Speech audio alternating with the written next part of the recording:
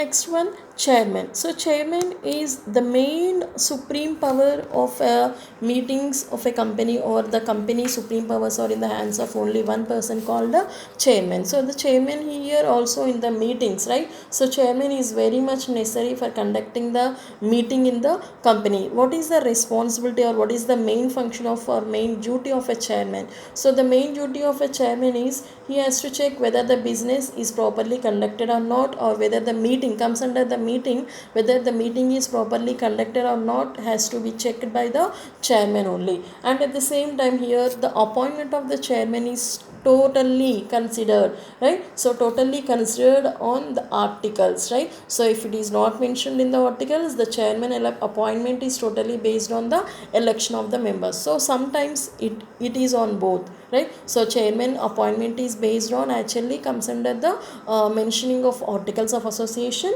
or else on the basis of the election of the members, right? So next one, minutes of meeting. So minutes, actually this minutes concept is comes under section 118, right? So section 118 of Companies Act 2013 comes under the minutes of meeting. So what do you mean by this minutes of meeting? Minutes of meeting is nothing but the official records of a company's meeting is comes under the minutes of meeting. Whatever the records we are maintaining officially regarding to the transactions or activities of that company is known to be as a minutes, right? So whenever whenever they are having the company meeting, so in that company meeting compulsory we have to refer the official records of the company meetings, and we can say that these are also the complete record of all the transactions which are occurring with the shareholders and the directors. So each and every record will be mentioned in the minutes, right? So next one, proxy.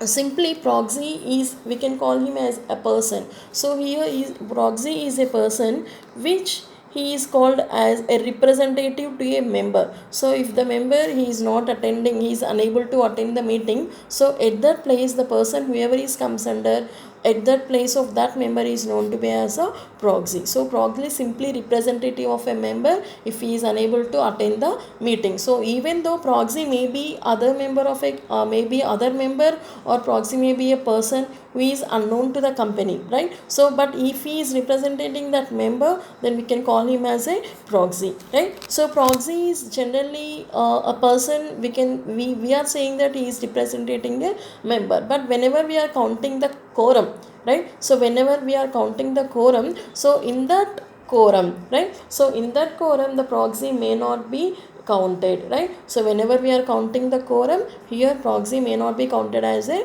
quorum. So proxy may be counted at the time of election of the meeting, right? So for example, we are going to elect the chairman in the company by voting process, or by showing of the hands we are electing the chairman of a company. So at that time we can consider that proxy is one of the vote, but at the time of quorum we are counting, we can't count that proxy as in the quorum. So we have to mention, that is very important, right? So proxy cannot be counted as a quorum, but proxy can be counted in the time of election of any member in the company, any director in the company, or to the appointment of chairman. So for any reasons in that, at that time we can count the proxy, but not in the quorum. So next one, resolution. So resolutions, we can define that actually resolution is a proposal. So resolution may be defined as a proposal which is voted at the meeting, or which is accepted by the members of the company. So whenever we are going to take any decision,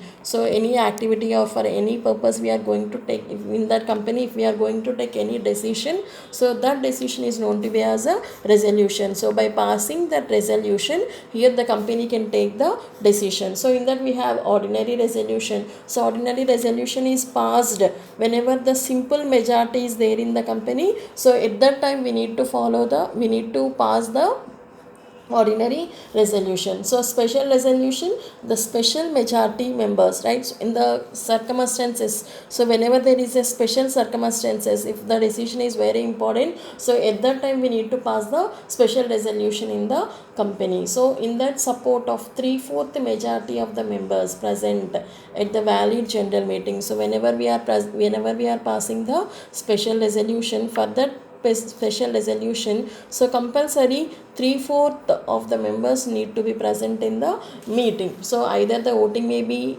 comes under the by showing of hands, or maybe electronically, or maybe by the polling method, right? So next one, resolution by postal ballot. So by postal, not a special, so resolution by postal ballot. So what is that resolution by postal ballot? So here the companies may transact the business in a meeting by passing a resolution at postal ballot. So postal ballot is comes under actually section 110 of Companies Act 2013, right? So this comes under postal ballot is comes under section 110. So here we can take the mandatory postal ballot. So see, you know, right, not what type of elections we can go on with that mandatory postal ballot or optional postal ballot,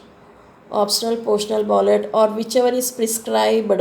So whichever is prescribed by the central government, CG. So whichever is prescribed by the central government, or whichever is passed by the resolution, based on the resolution of a company member. So whenever they are passing the resolution for what they are passing on, so they can go on with that ballot. So either we can go for mandatory, or either we can go for optional, or whichever is prescribed by the company, so whichever is prescribed by the CG or by the resolutions. And the last one is agenda. So what do you mean by this agenda? Agenda refers to simply whatever we are going to do in the transactions, whatever we are going to do in a future. For that, if we are taking any the list of transactions, list of items, if now we are taking, that is known to be as agenda. Or whenever we are going to as company law or in this meeting, so for company meeting, the agenda refers to a statement consisting of businesses and items of businesses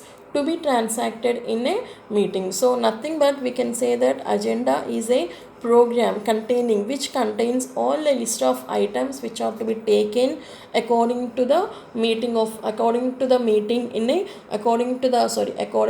decision in a chronological order. So the list of items here taken in the company's meeting according to the requirements in a chronological order, if you are taking, that is known to be as a agenda, right? So agenda is comes under section 101. So section 101 takes about section 101 of Companies Act 2013 considers about the agenda of a company. So agenda sometimes it can be changed, right? So some compulsory whatever we have taken the decision, it may not be done in agenda. So sometimes it can be changed by the chairman along with the consent of the other members of the company. So along with that members, so here the agenda may take by their consent by the chairman of a company. As we know that the chairman is having a supreme power, so by his decision and by the consent of the other members, the agenda may changed in the company meeting.